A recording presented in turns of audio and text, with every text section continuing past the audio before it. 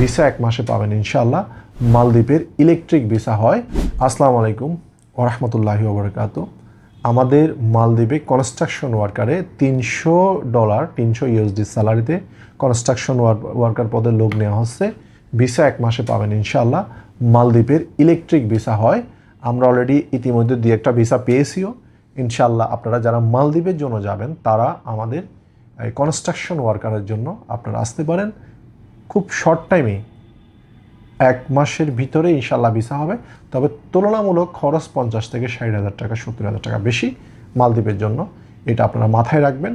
তাহলে আপনারা যদি মালদ্বীপ যান তাহলে আমাদের সাথে যোগাযোগ করবেন। ইনশাআল্লাহ আমরা মালদ্বীপের ভিসা করে দেব ইনশাআল্লাহ। মালদ্বীপ একটি সুন্দর দেশ এবং পর্যটক নগরীর একটা আস্থার দেশ।